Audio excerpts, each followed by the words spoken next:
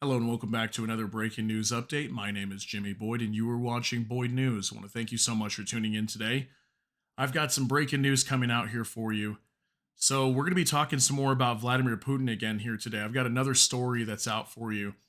So, yesterday I reported on a conference that was being held. It's the same one that you see on the screen here.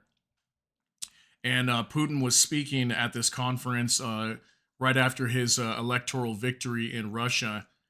And during this conference as well, something that he was talking about that I think is very important to understand here is the fact that Russia may set up a buffer zone inside of Ukraine, or they're calling here a sanitary zone. So I put there on the screen there for you. Putin announced the occupation of new territories of Ukraine to create a sanitary zone. So what is this buffer zone or sanitary zone? Well, what they're trying to do here is push the enemy back away from the Russian border, which is Ukraine, obviously, right? So that way, whenever they launch these long range attacks, these attacks can't hit inside of Russia. Okay. And I'm just really wondering how they're going to do this without taking nearly the entirety of Ukraine, if not like 75% of it, well beyond Kiev, which would basically topple the country, right? So I want to show you a video here that goes into this and gives some more information. This is from France 24 that we're going to be showing you, and I want to talk some more about this. But before I do that, let me show you this video because I think it's very important to see this and it has some good information. So let's take a look at this. In Belgorod and Kursk, oil refineries captured in flames as Kyiv stepped up its long-range drone strikes deep into Russian territory last week. Speaking in the wake of his electoral victory, Russian President Vladimir Putin threatened that the only way to protect his country was to create a security zone. We will be forced at some point, when we deem it appropriate, to create a certain sanitary zone in the current territories under Kyiv's regime's control, to create a security zone that will be quite difficult to cross with the means of destruction that the enemy is using, primarily, of course, of foreign manufacture. The front line stretches over 1,000 kilometers across eastern and southern Ukraine. The president did not provide further details on how such a zone would be implemented. A Ukrainian presidential aide said the statement was evidence that the war will only escalate. On the streets of Kyiv, Putin's announcement was met with little surprise. It's nothing new, because we know that Putin's goal is to totally destroy our country. The only thing that can give us hope is the position of Western leaders. For now, Western support is insufficient. Ukrainian troops lack vital military supplies, above all ammunition. French President Emmanuel Macron said he wouldn't rule out the possibility of sending allied troops to Ukraine, an idea rebuffed by several NATO allies. Okay, so as you can see there, there was that scene where this woman, she was saying there, this lady here, that basically Russia's goal is to take over the entirety of Ukraine, right? To destroy the country. Okay.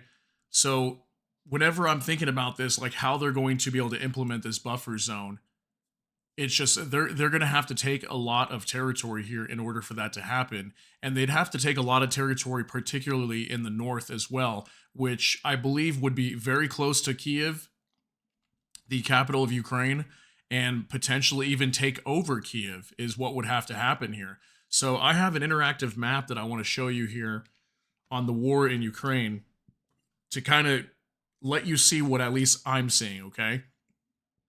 So many of these attacks that are happening, here's Moscow up here, okay? This is Russian territory, and here's Ukraine. All this red right here is where all the fighting is at. So in order for them to create a buffer zone, they'd have to do one of two things. Either create a buffer zone where they'd evacuate people in their own country, which I just don't see Russia doing that. They would have to evacuate people here in this area, maybe like 200, 300 kilometers inward, which there's so many big cities here. There's Voronezh, that's a huge city.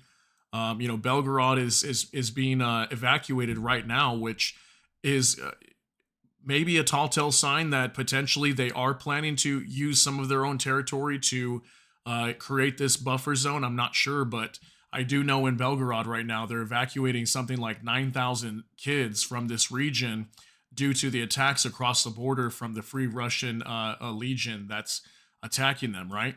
And the shelling going on there. So look at Kiev here. Here's Kiev, right?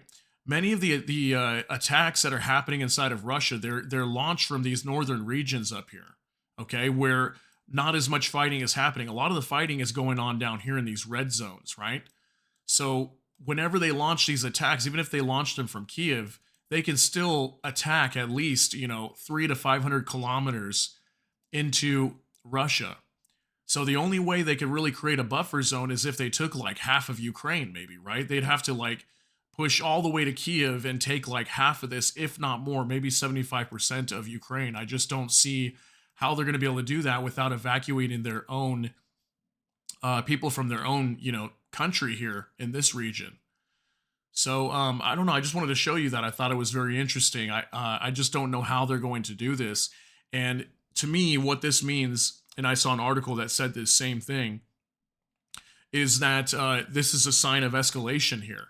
Okay, we had a top official in Ukraine come out and say that, and I agree with him that this is a sign of escalation. That more than likely, Putin's plans here are to push forward.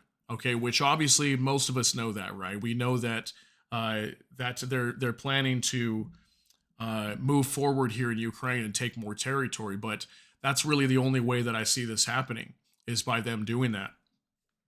So I have an article here as well on Reuters that I'm going to show you. It says Kremlin says the only way to protect Russia is to create a buffer zone within Ukraine. It says here the Kremlin said on Monday that the only way to protect Russian territory from Ukrainian attacks was to create a buffer zone that would put Russian regions beyond the range of Ukrainian fire. So see, that's the plan, is to put Russian regions. So again, though, the oblast regions that are right on the border of Ukraine, like Belgorod region and Kursk region that are constantly under attack, how are they going to protect those regions without taking at least half of Ukraine? Because just these drones alone, these drones have been able to fly at least 600 to 800 miles inside of Russia, which is well beyond Moscow. So the Kremlin was commenting after President Vladimir Putin raised the possibility, of setting up such a zone in a speech after winning re-election on Sunday. In a call with reporters, Kremlin spokesman Dmitry Peskov said, "Against the backdrop of Ukrainian drone attacks and the shelling of our territory, public facilities, residential buildings, measures must be taken to secure these territories. They can only be secured by creating some kind of buffer zone so that any means that the enemy uses to strike us are out of range." So again, if it's going to be done in Ukraine, that means they're going to have to take a large portion of Ukraine in order to do that. After winning re-election, Putin said he did not rule out setting up such a buffer zone. So I was thinking too, just real quick, that maybe this is a sign here. This is a statement coming out to basically justify the fact that they're going to have to push further into Ukraine, because they might say here, well, now that we're being attacked, these are terrorists now, is what they're going to be saying. These are terrorist attacks. So now we have to, this gives us justification to move further into Ukraine and to take more land beyond what we were originally taking, which was just the Donetsk region and Kherson and all these eastern side of Ukraine. So I do not exclude that, bearing in mind the tragic events taking place today, that we will be forced at some point, when we deem appropriate, to create a certain sanitary zone in the territories today under the Kiev regime. So see, he says under the Kiev regime, meaning this is going to be in Ukrainian territory. And we're not talking these areas that have been annexed by Russia. We're not talking about that. We're talking beyond that, okay? So we're talking Kharkiv, we're talking Kiev, we're talking further into Ukraine. Putin declined to give any further details, but said such a zone might have to be big enough to stop foreign-made weapons from striking Russian territory. He made the remark after being asked whether he thought it was necessary for Russia to take Ukraine's Kharkiv region, which borders Belgorod, a Russian province that has come under regular attack from Kiev's forces since 2022. Russian forces initially tried to seize Kharkiv region in February 2022, but were routed from most of the area in a Ukrainian counteroffensive in September that year.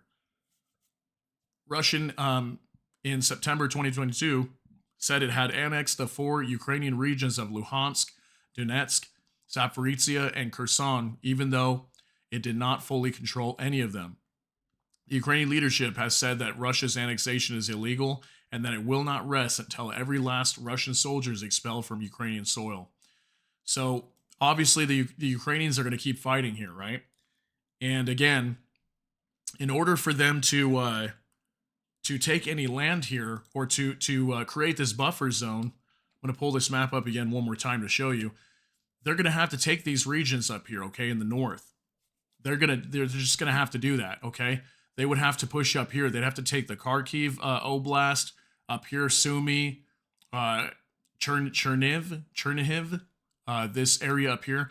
They would probably have to take majority of this. Maybe not Kiev, I don't know about that. But a lot of this would have to be taken too, not just here. Because that's where a lot of these attacks are coming from, is up in these regions. They're launching these drones over here near Kiev, and then they launch them over here into Russia and attack these oil facilities. And obviously, this is something that's going to continue here, is Ukraine's going to continue attacking all these oil facilities because they're in a prime position here. If they can control this area, they can continue these attacks. That's just plain and simple, okay? And we do know that there's many drone facilities that are being set up in Ukraine right now and abroad, in places like in the UK.